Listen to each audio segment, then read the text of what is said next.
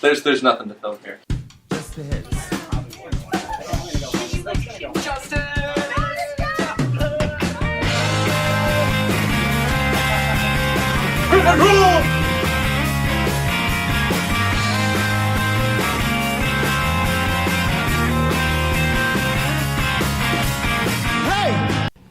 Hi, dear reader.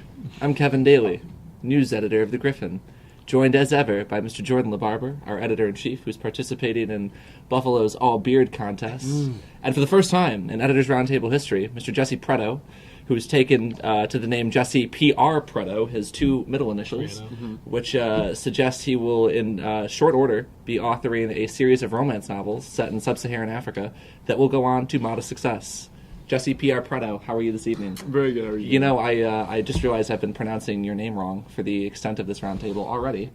I asked Jesse how to pronounce his last name, because though he's a dear friend, I've been pronouncing it wrong for like 3 years now. I assumed it was intentional when we started, so just let it go. You got it. I was under the impression you were going for like an alliteration kind of thing, like Pret. No, like PR, like no, it's a the total Daily, accent. Yeah. Little Barber. I don't know. It's not. We also just want to note our product placement here for just a moment. Jordy will be drinking his chocolate milk. It's a piece of performance art for the extent of this roundtable, but it is also Burned Dairy, bringing you Dairy. freshness since 1933. the very best Chartwells can do for us. So Jesse's been powwowing with Mr. Marco Benedetti, Yes, VP I for have. Business and Finance Yes, I this have. week. Got a big story on renovations that are coming to the college in the very near future. Jesse, what have you learned? Well, first off, the college has been doing pretty well with alumni relations. The endowment is growing as well. And we've got some big ticket items. Specifically, the CAC main gym is going to be air conditioned by commencement in May.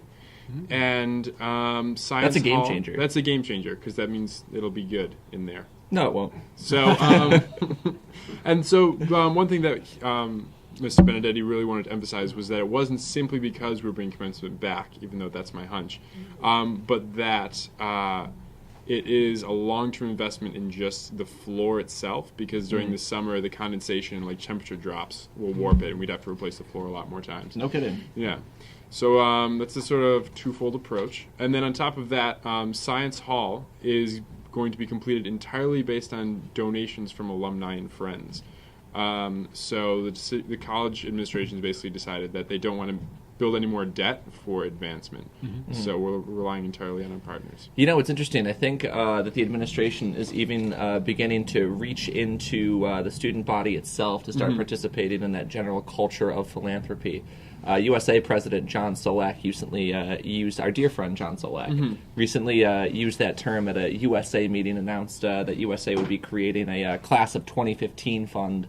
I felt as though someone were reaching into my pocket, and I felt as though it weren't John Solak, and now perhaps those suspicions are confirmed. Well, But actually, okay. I can attest to that. If you go on the Canisius website, which I had to dig in pretty deep this week, the leadership society, which is basically just a group of people who give Canisius money, has a range of donation sets, sort of like if you're giving money to PBS.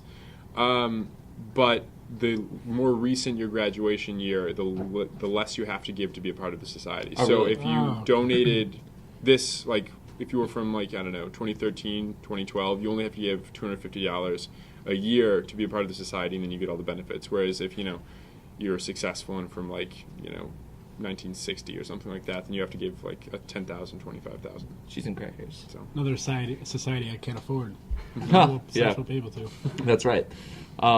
Jesse, I'm sorry, Jordy, what are you working on this week? I don't even know. I'm supposed to know. It's kind of my job to know. I was informed this week by members of SEIU and I knew that. facilities workers that they did finally strike an agreement after about a year and a half of mostly fruitless negotiations. They weren't being offered anything for the longest time. They did get a hourly wage increase. I'll let you read the paper to find out what it is. But it's good. It's not exactly what they want quite yet, but it's a step in the right direction. That seemed to be the general feeling. Now, is there any update that you uncovered about the two complaints that were filed last year with the National Labor Relations Board by the SEIU chapter here on campus? I did not get an update on those. I mean, perhaps they're just resolved now that it seems for the moment the impasse is over. Yeah, it seems they said that at least until 2016, It is over. No more demonstrations until negotiations do reopen in 2016 for the new contract, which will go into effect 2017.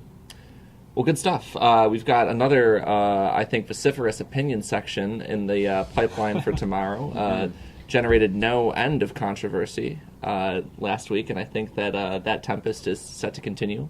What's cooking in sports? Let me think.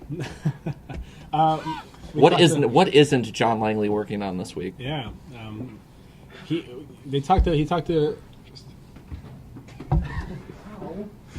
I know he talked to Bill Maher about the women's soccer coaching search. So we have some news on that. Great. We just got plenty of great news in sports. It's a lot.